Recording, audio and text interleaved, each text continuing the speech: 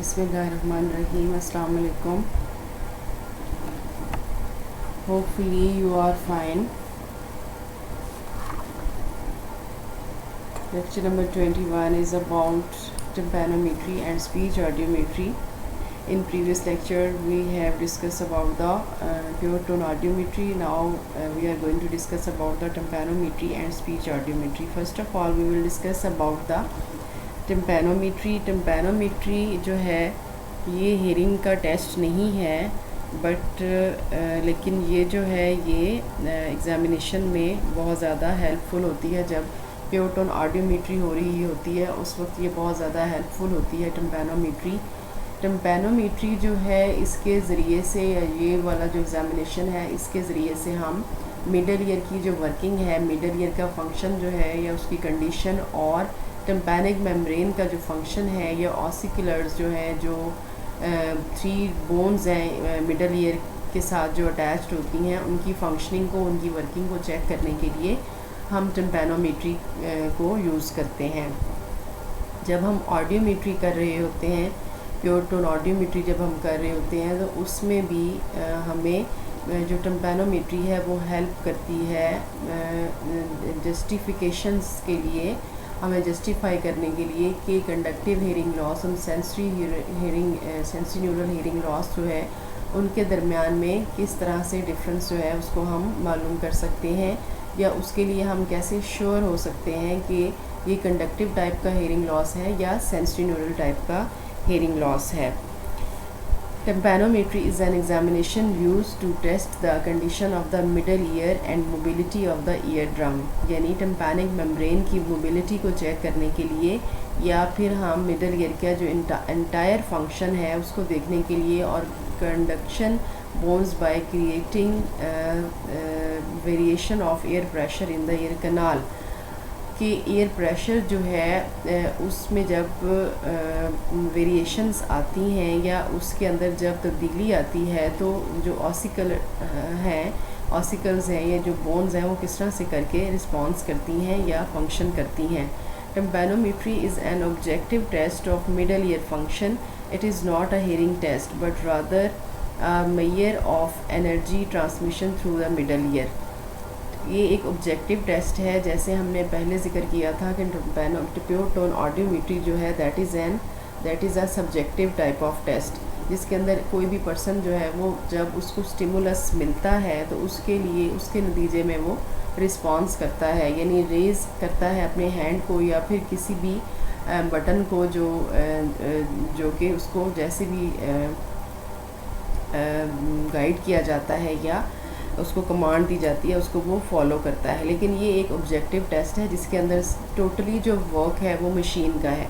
जो भी आप इसके अंदर टिम्पैनोमीटर इस्तेमाल करेंगे दैट इज़ अ इंस्ट्रूमेंट वो आप यूज़ करेंगे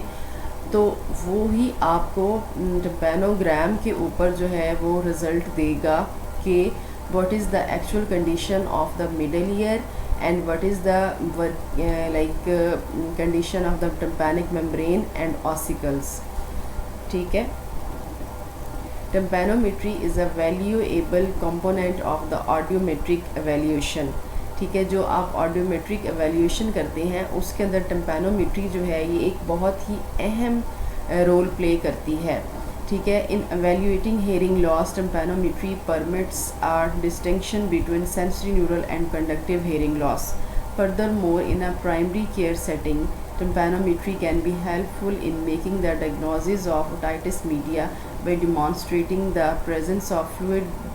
build up in the middle ear cavity। इसके अलावा जो मिडल ईयर के अंदर बिल्डअप हो जाता है फ्लूइड या हम कहते हैं कि ओटाइटिस मीडिया है यानी मिडल ईयर इन्फेक्शन है जो कि बच्चों में बहुत ज़्यादा कॉमन पाया जाता है round about the age of 6 years तक जो है वो बच्चों में जो है वो बहुत ज़्यादा बच्चे इसका एक्सपीरियंस करते हैं ओटाइटिस मीडिया का। समटाइम्स ये पेनफुल होता है, समटाइम्स ये जस्ट फीवर की शक्ल में जो है वो फीवर बच्चों को होता है और पेनफुल नहीं होता और इसके अलावा ये जो है वो फ्लक्चुएट होता रहता है। इसको चेक करने के लिए इसको जो है वो मिडल ईयर टिम्पैनोमेट्री जो है उससे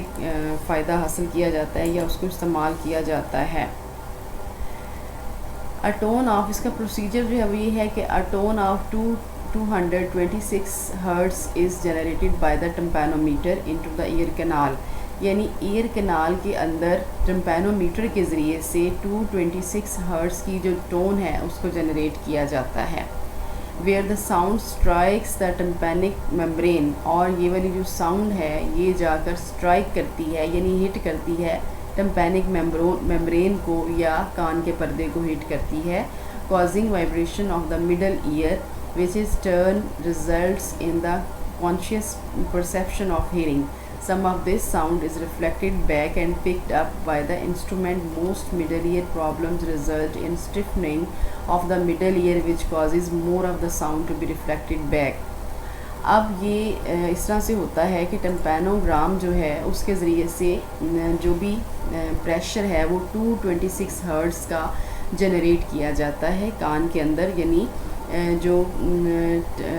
ऑडिटरी ट्यूब है उसके अंदर जो है ये प्रेशर इसको पुशअप किया जाता है, जो कि जाके हिट करता है, वे वाइब्रेशन जो है ये जाके हिट करती है टिम्पैनिक मेम्ब्रेन को, जहाँ पे वाइब्रेशन पैदा होती है और कान की जो मूवमेंट है बोन्स की, कान के अंदर जो बोन्स हैं यानी मेलस, इनकस और स्टेपिस, जो 3 टाइनी बोन्स हैं वो हरकत में आती हैं, वो जो है उनकी वाइब्रेशन जो है वो पैदा होती है और वहाँ पर ये वाली जो साउंड एनर्जी है ये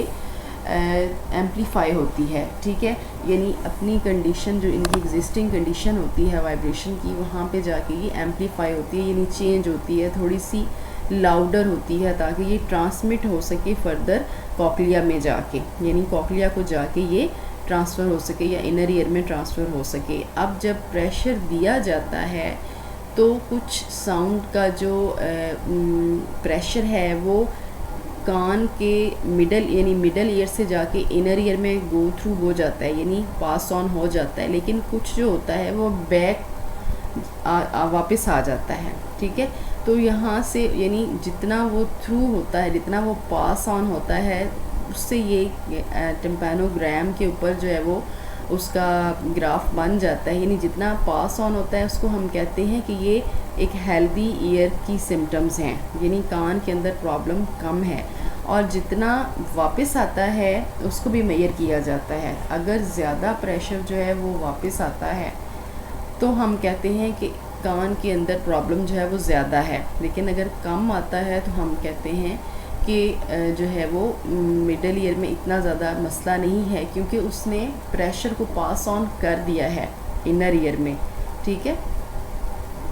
अब कान के अंदर जो मोस्टली कॉज होती है ब्लॉकेज की वो होती है कि अगर कंडक्टिव, हम कहते हैं कि कंडक्टिव हेयरिंग लॉस है कंडक्टिव टाइप का,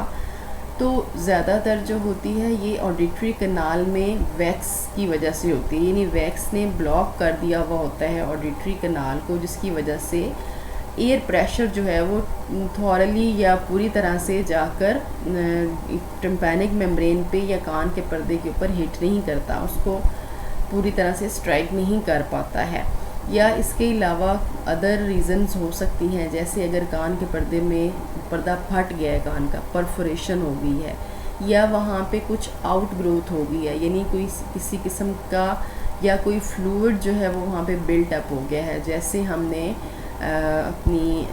एनाटमी फिजियोलॉजी में भी और इसके अलावा अदर जो हमारे लेक्चर्स हैं उसमें भी हमने ये चीज़ पढ़ी थी कि जो यूस्टिकियन ट्यूब है वो हमारे थ्रोट में आके, यानी हमारा जो लाइक थ्रोट है या उसके साथ उसमें आके खुलती है और ये कनेक्टेड होती है हमारे ईयर के साथ, ठीक है, यानी मिडल ईयर के साथ ये कनेक्टेड होती है और वहाँ से ये आके खुलती है हमारे थ्रोट के अंदर, और जहाँ से ये इन्फेक्शन जो है वो लेकर जाती है हमारे कान में। अगर बच्चे जो छोटे होते हैं या बड़ा जो एडल्ट्स हैं उनका भी अगर गला ख़राब होता है या किसी किस्म की गले में कोई इन्फेक्शन होती है तो कान के अंदर खुजली या कान के अंदर प्रॉब्लम फ़ील होती है। इसी तरह से जो बच्चे हैं उनकी जो यूस्टिकियन ट्यूब है उसकी शेप जो होती है वो बहुत स्ट्रेट यानी हॉरिजेंटल होती है। अभी उसके अंदर इतना वो नहीं, उसकी शेप जो है वो अभी इतनी ज़्यादा डेवलप या इतनी अच्छे से बिल्डअप नहीं हुई हुई होती, जिसकी वजह से बच्चे जो होते हैं उनको बहुत फ्रीक्वेंटली या बहुत जिसे हम कह सकते हैं कॉमन प्रॉब्लम है कि उनके मिडल ईयर में इन्फेक्शन रहती है और उनको जो है वो इन्फेक्शन को या ओटाइटिस मीडिया को फेस करना पड़ता है। इसी तरह से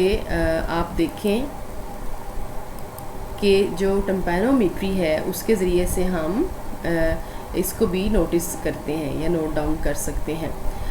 While 226 Hz is the most common probe tone, others can be used। अब ये जो probe tone है ये वो टोन है जो कि उस इंस्ट्रूमेंट के थ्रू, जो टिम्पैनोग्राम है उसके थ्रू जो है इसको ये पैदा की जाती है या दी जाती है। ठीक है, प्रोब टोन का मतलब होता है कि जो स्पेसिफिकली टोन जो है उसको किसी भी इंस्ट्रूमेंट के थ्रू डिज़ाइन करके उस इंस्ट्रूमेंट को उसके थ्रू जो है वो दिया जाए, यानी किसी भी चीज़ को सॉर्ट आउट करने के लिए, उसकी तहकीकात करने के लिए, उसकी इन्वेस्टिगेट करने के लिए प्रॉब्लम को जो हम प्रोब टोन देते हैं उसको प्रोब टोन कहा जाता है, जब हम किसी भी प्रॉब्लम को इन्वेस्टिगेट करने की कोशिश कर रहे होते हैं। In infants under 4 months of age, वो बच्चे जिनकी एज 4 months के या इससे कम है या इतनी है,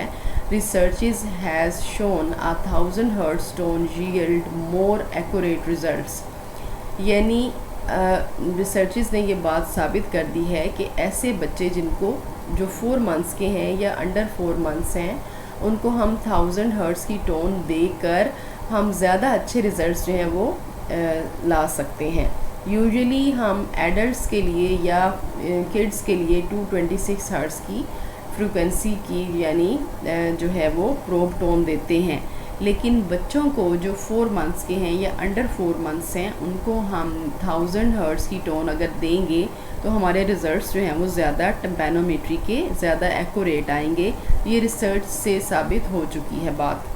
multi frequency tympanometry is conducted at multiple frequencies between 250 and 2000 Hz and it is used to help identify oscillar abnormalities। इसके अलावा जो टिम्पैनोमेट्री है उसके अंदर मल्टी फ्रीक्वेंसीज दी जाती हैं 250 से लेकर 2000 Hz तक की। मल्टी फ्रीक्वेंसीज यानी लो हाई फ्रीक्वेंसीज जो हैं वो दोनों तरह की दी जाती हैं ताकि जो ऑसिकुलर अबनॉर्मेलिटीज़ हैं उनको आइडेंटिफाई किया जा सके। ठीक है, यानी बोन्स जो मिडल ईयर के अंदर एग्जिस्ट कर रही हैं उनकी एबनॉर्मेलिटीज़ को जस्टिफाई करने के लिए, उनको चेक करने के लिए जो है वो कि एबनॉर्मेलिटीज़ एग्जिस्ट कर रही हैं और कितने % कर रही हैं, कौन सी बोन में प्रॉब्लम है, हम 250 Hz से 2000 Hz की साउंड जो है या टोन जो है वो प्रेजेंट करते हैं। Admittance is how energy is transmitted through the middle ear। The instrument measures the reflected sound and expresses it as an admittance or compliance, plotting the result on a chart known as a tympanogram। अब जो भी मतलब कि जो भी sound transmit करने के बाद उसके जो भी रिफ्लेक्शंस आते हैं या जो भी उसकी मेजरमेंट आती है वो टिम्पैनोग्राम के ऊपर, चार्ट के ऊपर जो है वो बन जाती है। Normally the air pressure in the ear canal is the same as ambient pressure, यानी जो भी हम एयर प्रेशर देते हैं वो इतना ही प्रेशर होता है जितना कि नॉर्मली कान के यानी मिडल ईयर के अंदर जितना भी प्रेशर एयर का ऑलरेडी एग्जिस्ट कर रहा होता है हम उतना ही प्रेशर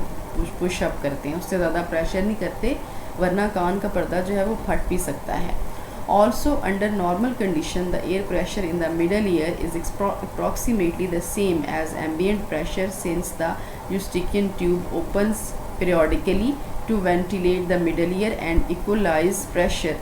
आपको ये बात पता होगी पहले से, और हमने इसको जो है वो क्योंकि लास्ट जो हमारे लेक्चर्स में हमने डिस्कस किया था कि यूस्टिकियन ट्यूब जो है वो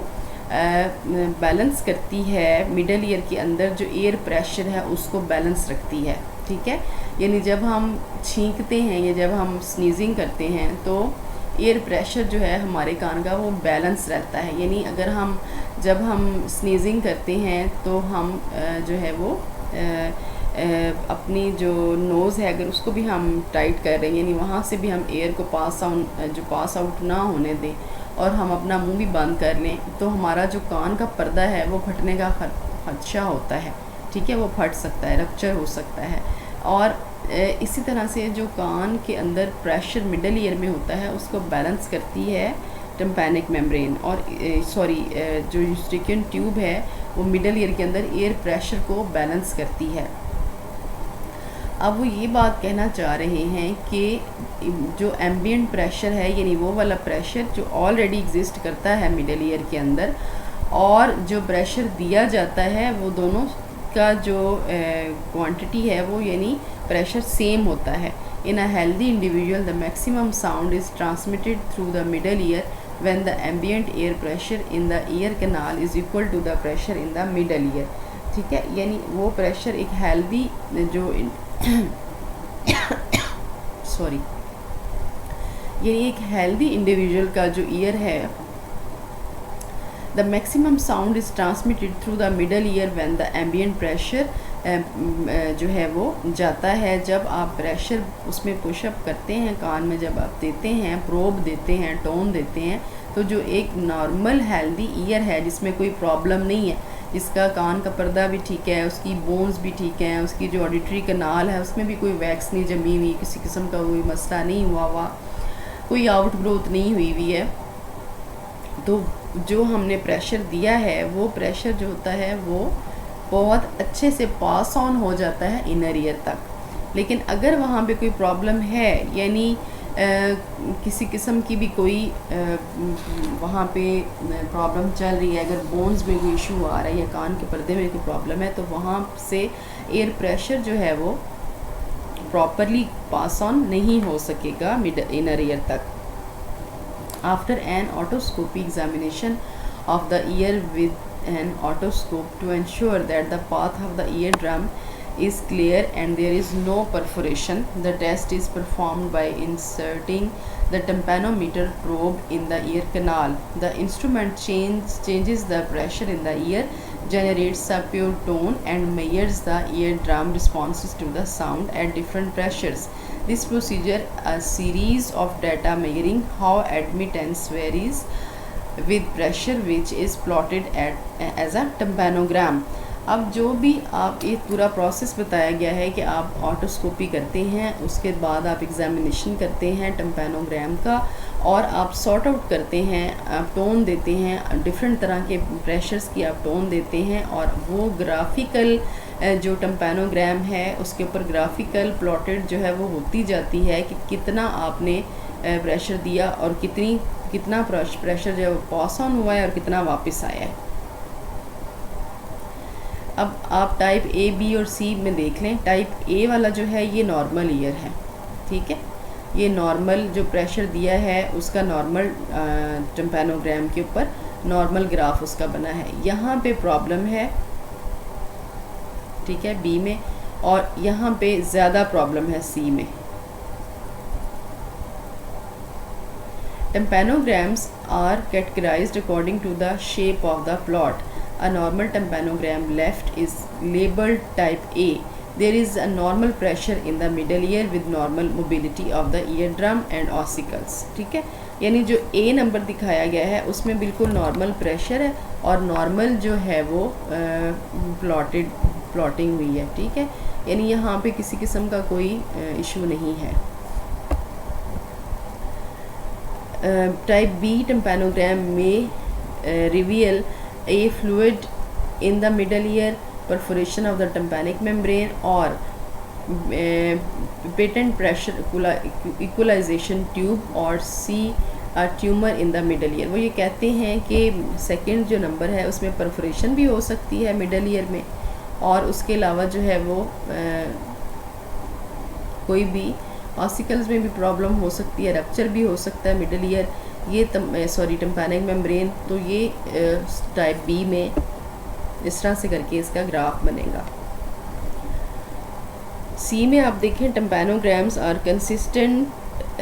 with negative pressure in the middle ear space resulting from compromised eustachian tube function and a retract tympanic membrane। अब सी नंबर जो है वो ज़्यादा प्रॉब्लम में है, सी नंबर वाला जो ग्राफ है यहाँ पे ज़्यादा स्वेयर जो है वो प्रॉब्लम चल रही है, जिसकी वजह से इसमें जो है वो प्रेशर नेगेटिव हो गया है, यानी ज़्यादा प्रेशर जो है वो बैक आया है और कम प्रेशर जो है वो पास ऑन हुआ है। द कैटेगराइजिंग ऑफ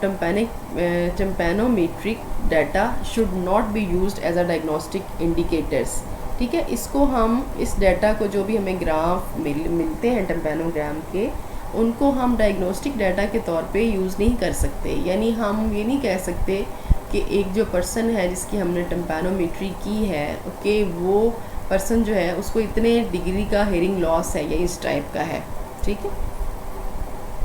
हम ये उसके ऊपर डायग्नोसिस नहीं कर सकते। It is merely a description of shape. There is a distinction between the three types as well as the two subtypes of type A, namely AS and AD. For example, AS, a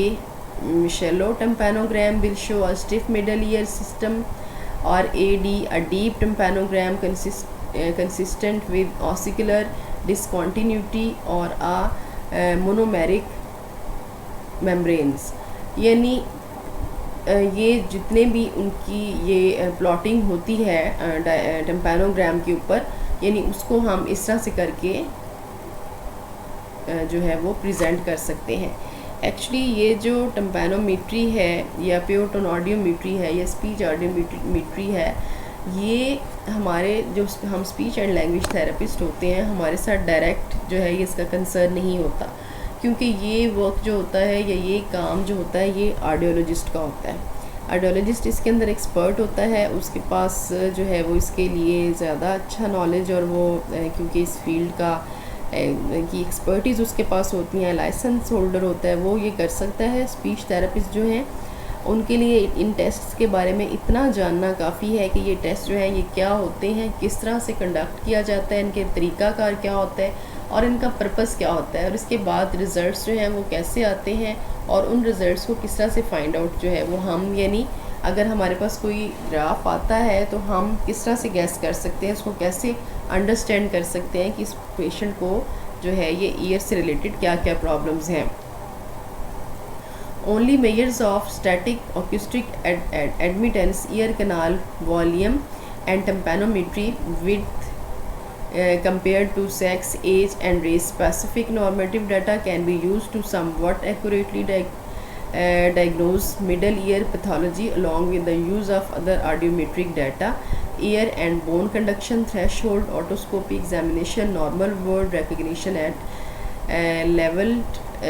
presentations levels। अच्छा, elevated presentational levels. अच्छा, अब ये वो यही बात कर रहे हैं कि हम किसी भी एक टेस्ट के ऊपर रिलाई नहीं कर सकते। जब हम कंप्लीट ईयर के एग्ज़ामिनेशन की बात करते हैं या हम कंप्लीट हेयरिंग असेसमेंट की बात करते हैं, तो स्क्रीनिंग की बात करते हैं, सबसे पहले तो हम स्क्रीन आउट करते हैं, यानी अपने डाउट्स को क्लियर करने के लिए कि वेदर कोई यहाँ पर एग्जिस्ट कर रहा है हेयरिंग लॉस या नहीं कर रहा, या हमें इस ईयर से रिलेटेड किसी भी किस्म के हेयरिंग से रिलेटेड किसी भी किस्म के जो डाउट्स होते हैं उसको हम क्लियर करने के लिए फ़र्दर असेसमेंट्स बनाते हैं। और उन फर्दर असेसमेंट्स के अंदर हम प्योर टोन ऑडियोमेट्री यूज़ करते हैं, वेबर एंड वाइनर टेस्ट यूज़ करते हैं, या हम करते हैं ब्रेन वो रिस्पॉन्स ऑडियोमेट्री है, या टिम्पैनोमेट्री है, या स्पीच ऑडियोमेट्री है। तो ये सारी जो चीज़ें हैं ये मिल के जो है कंप्लीट एग्ज़ामिनेशन देती हैं। सबसे पहले तो ऑटोस्कोपी की जाती है, ठीक है, ताकि कान का जो है वो चेक किया जा सके कि कान की इस टाइम जो है वो कंडीशन क्या है, ठीक है। और उसके बाद फिर हम डिफरेंट तरह के टेस्ट अप्लाई करते हैं, जिसके बाद हमें श्योर होता है कि पेशेंट को किस किस्म का जो है वो हेयरिंग लॉस है और किस डिग्री का है और किस टाइप का है, और दोनों कानों में कितना हेयरिंग लॉस है। नेक्स्ट हमारा जो है वो है स्पीच ऑडियोमेट्री। स्पीच ऑडियोमेट्री जो है is a fundamental tool in hearing loss assessment together with pure tone audiometry it can aid in determining the degree and type of hearing loss. Speech audiometry provides information on word recognition and about discomfort or tolerance to speech stimuli. Speech audiometry जो है, जैसा कि ये अपने नाम से ज़ाहिर है, ये एक ऐसा टेस्ट है जिसके अंदर जो है वो यानी बोल के एग्ज़ामिनेशन किया जाता है, ठीक है। यानी जो टेस्टर है वो प्रेजेंट करेगा कुछ साउंड्स को, कुछ लेटर्स को, कुछ वर्ड्स को जो है वो प्रेजेंट करेगा। उसके बाद वो ये चेक करेगा कि जो इंडिविजुअल है, जो भी एडल्ट है या जो भी बच्चा है जिसकी हियरिंग को असेस किया जा रहा है, वो कितने वर्ड्स को पहचान सकता है और कितने वर्ड्स के ऊपर जो है वो रिस्पॉन्स करता है, यानी कितने वर्ड्स को वो अंडरस्टैंड करता है यानी कॉम्प्रीहेंड कर सकता है, और कितने वर्ड्स जो हैं उनके ऊपर वो उनको वो सुनने के काबिल है, और कितने वर्ड्स को अंडरस्टैंड या रिकग्नाइज करने के या कॉम्प्रीहेंड करने के काबिल है। स्पीच ऑडियोग्राम ए, बी और सी, इनको हम बाद में डिस्कस करते हैं। The speech recognition threshold SRT, इसके 2 पार्ट्स हैं एक्चुअली। जो स्पीच ऑडियोमेट्री है इसके 2 बेसिक पार्ट्स हैं, मेन पार्ट्स हैं, SRT और WRS। SRT stand for the speech recognition threshold and the second one is the word recognition score. सबसे पहले जो है वो हम बात करते हैं the speech recognition threshold is a lowest level at which a person can identify a sound from a closed set list of dissyllabic words. यानी स्पीच रिकग्निशन थ्रेशहोल्ड का मतलब ये है कि एक लोएस्ट लेवल के ऊपर पर्सन जो है उससे कुछ साउंड जो हैं वो बोली जाती हैं जो कि लिस्ट होती है कुछ वर्ड्स की, यानी डिससिलेबिक वर्ड्स। डिससिलेबिक को 2 सिलेबिक वर्ड भी कहते हैं, यानी जिसके 2 पार्ट्स जो है ना जिस वर्ड के होते हैं उसको हम 2 सिलेबिक या डिससिलेबिक वर्ड जो है वो कहते हैं। जिसकी एग्जांपल जो है वो इस तरह से है कि जैसे पर्पल है, परफेक्ट है, ठीक है, जैसे पर्पल, परफेक्ट, ये इसकी एग्जांपल जो है वो दी जा सकती है डिससिलेबिक की। यानी उस पर्सन को डिससिलेबिक SRT जो है वो दिए जाते हैं कि वो उनको रिकग्निशन जो है करता है उस लोवेस्ट लेवल पे जिस पे हम जनरल कम्युनिकेशन करते हैं उसके ऊपर प्रेजेंट किए जाते हैं। The word recognition score test requires a list of single syllable words unknown to the patient to be presented at the speech recognition threshold 30+ dB, ठीक है। अब ये जो है हम कहते हैं कि WRS यानी वर्ड रिकग्निशन स्कोर, हम फिर वो स्कोरिंग करना चाहते हैं कि कितने वर्ड्स जो हैं उनको किसी भी पेशेंट ने रिकग्नाइज़ किया है या उसको पहचान लिया है कि ये कौन सा वर्ड हो सकता है जो कि उसके लिए पहले से अननोन होते हैं, यानी जिनसे वो फेमिलियर नहीं होता है। सिंगल सिलेबल यानी ओनली 1 सिंगल सिलेबल इसको कहते हैं, ठीक है। यानी इसको सिंगल सिलेबल को हम मोनोसिलेबिक भी कह सकते हैं, जिसके अंदर एग्जांपल जैसे rat, tat, pat, sat, fat, ठीक है, ये सिंगल सिलेबिक वर्ड्स हैं। The number of correct words is scored out of the number of presented word to give the WRS। अच्छा, अब इसकी स्कोरिंग इस तरह से होती है कि आपने जितने वर्ड्स प्रेजेंट किए हैं उसमें से जितने वर्ड्स का आपको उसने आंसर ठीक दिया है उसको आप स्कोर करते जाएंगे। फॉर एग्ज़ाम्पल यानी अगर उसने 10 का आंसर सही किया 10 जो है वो स्कोर हो जाएंगे, 20 का किया 20 स्कोर हो जाएंगे, अगर कुछ भी नहीं किया तो 0 स्कोर होगा, ठीक है। या जितने भी उसने वर्ड्स को रिकग्नाइज़ किया है उनकी स्कोरिंग जो है वो होती जाएगी। इस तरह से हम कहते हैं कि अगर उसने 85% स्कोरिंग ले लिया यानी आउट ऑफ 100 उसके करेक्ट हो गए हैं, is considered normal when pure tone threshold are normal, तो उसमें हम कहेंगे कि ये इसकी हियरिंग जो है वो नॉर्मल है, थ्रेशहोल्ड जो है इसका नॉर्मल है। But it is common for WRS to decrease with increasing sensory neural hearing loss. अब ये जो हम वर्ड रिकग्निशन कराते हैं इसमें ज़रूरी है कि जो रिस्पॉन्सेज हैं वो कम होंगे तो हम कहेंगे कि जो है ना डिक्रीज़, जब जैसे WRS डिक्रीज़ होंगे तो सेंसरी न्यूरल हियरिंग लॉस बढ़ता जाएगा। जैसे जैसे WRS डिक्रीज़ होते जाएंगे सेंसरी न्यूरल हियरिंग लॉस जो है वो बढ़ता जाएगा। The curve B and the other hand indicates a slight hearing impairment and C indicates a profound loss of speech intelligibility with distortion occurring at intensities greater than 80 dB hearing loss। अब ये देखें कि अब इस जो है diagram, इसको अगर आप देखें, ये देखें, यानी B के ऊपर ये जो नॉर्मल सा कर्व है, इसका मतलब ये है कि यहाँ पे जो है वो प्रॉब्लम हो गई है। ठीक है, यानी ग्रेटर होता जा रहा है, सी में जाके वो और ज़्यादा ग्रेटर हो गया। ए बी में जो है वो स्लाइट है, ठीक है, और सी में जो है वो प्रोफाउंड डिग्री का हेयरिंग लॉस है, यानी 80 dB से ज़्यादा का हेयरिंग लॉस है, तो हम कहेंगे प्रोफाउंड डिग्री का हेयरिंग लॉस है।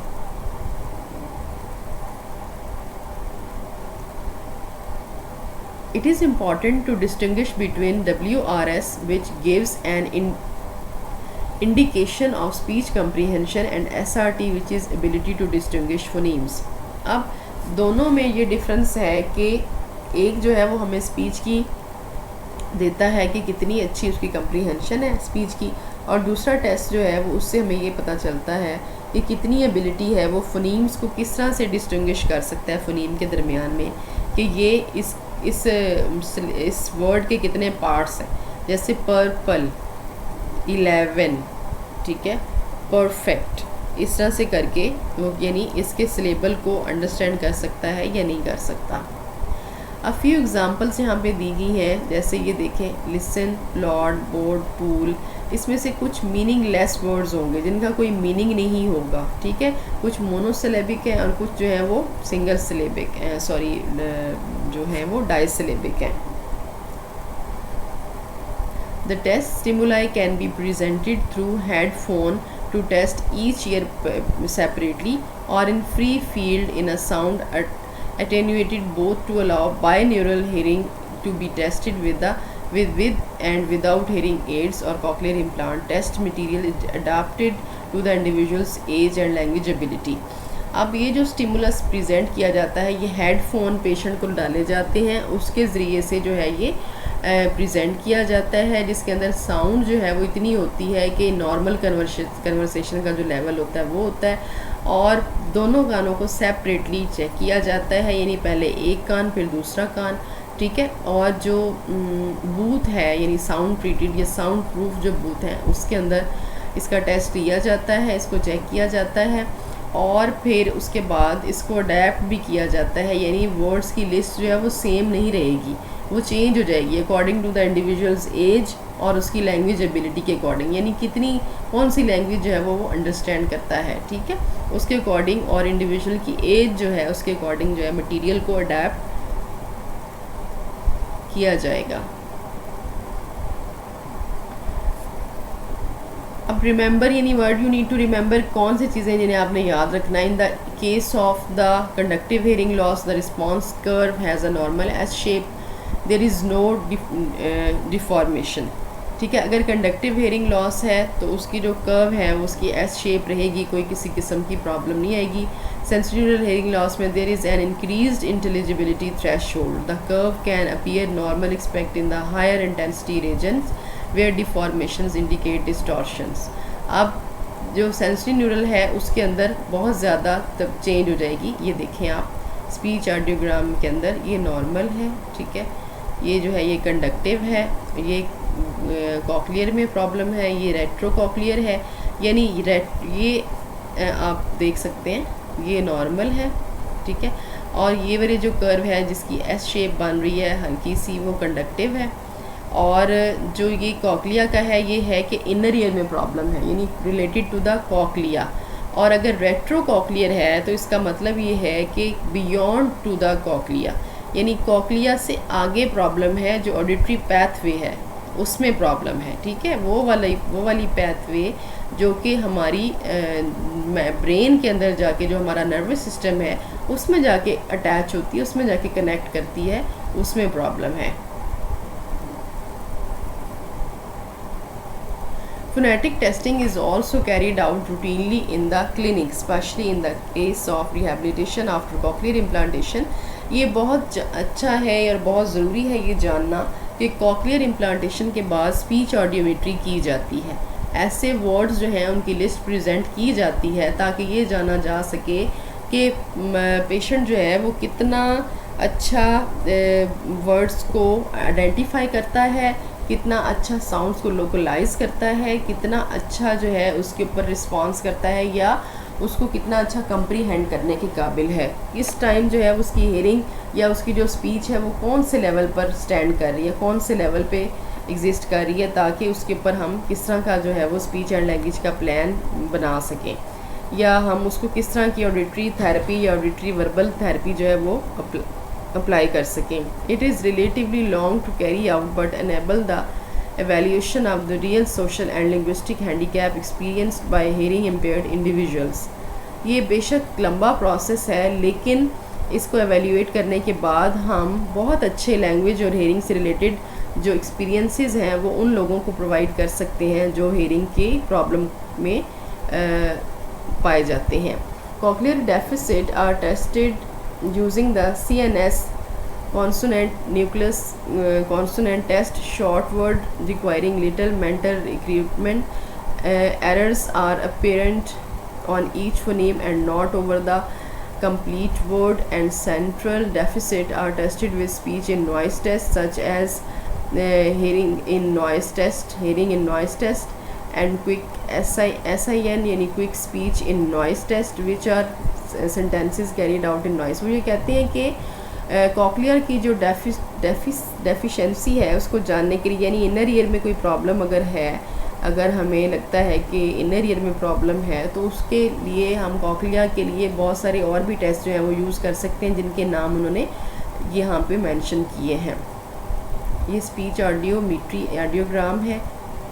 Speech audiogram generally confirm pure tone audiometry result. ठीक है, मैंने पहले भी आपको बताया है कि जो स्पीच ऑडियोमेट्री है ये भी, और जो टिम्पैनोमेट्री है इसको भी प्योर टोन ऑडियोमेट्री में ज़्यादातर यूज़ किया जाता है, ताकि हमें जो रिज़ल्ट हैं वो मोर क्लियर हो जाए, मोर स्पेसिफिक हो जाए कि क्या रिज़ल्ट है। And provide insight to the perceptual abilities of the individual. The intelligibility threshold is generally equivalent to the average of the intensity of frequencies 500, 1000 and 2000 Hz determined by tonal audiometry conversational frequencies। in the case यानी tonal audiometry means conversational frequencies, यानी जो आप test करते हैं 330 to 35 जो है वो hertz का होगा, यानी इंटेंसिटी का dB का रिप्रेजेंट आप करेंगे, जो कि जनरल या एक नॉर्मल कन्वर्सेशन का लेवल होता है और फ्रीक्वेंसीज होती हैं। In the case of mismatch between the result of these tests, this diagnostic test use equipment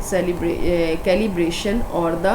reliability of the responses should be called into questions। अगर आपकी ये चीज़ें जो हैं ये रिज़ल्ट आपका मैच नहीं करता, तो दैट्स मीन कि आपकी जो टेस्ट की कैलिब्रेशन है या जो उसकी रिलायबिलिटी है वो ठीक नहीं निकलेगी, और इसके ऊपर बहुत सारे क्वेश्चन जो हैं वो अराइज हो सकते हैं। Finally remember that speech audiometry is a more sensitive indicator than pure tone audiometry in many cases, including rehabilitation after cochlear implantation। यानी वो ये कहते हैं कि प्योर टोन ऑडियोमेट्री के नतीजे के मुकाबले में जो स्पीच ऑडियोमेट्री है वो बहुत ज़्यादा सेंसिटिव या बहुत ज़्यादा, जिसे आप कहते हैं कि बारीक बीन किस्म का टेस्ट है, जिसके ज़रिए से हम काफ़ी अच्छे रिज़ल्ट्स ला सकते हैं, काफ़ी अच्छी हम अंडरस्टैंडिंग कर सकते हैं कि किस टाइप का हेयरिंग लॉस है, और पेशेंट जो है वो इस वक्त मेंटली जो उसकी मेंटल स्टेट है वो कहाँ पर एग्जिस्ट कर रही है रिगार्डिंग टू द स्पीच। ठीक है, और कॉक्लियर इम्प्लांटेशन के बाद पेशेंट को ये बहुत जो है वो उसके लिए बेनिफिशियल होता है, उसको जो है इससे बहुत हेल्प मिलती है। ठीक है, होपफुली आपने अंडरस्टैंड कर लिया होगा। ठीक है, okay, thank you so much.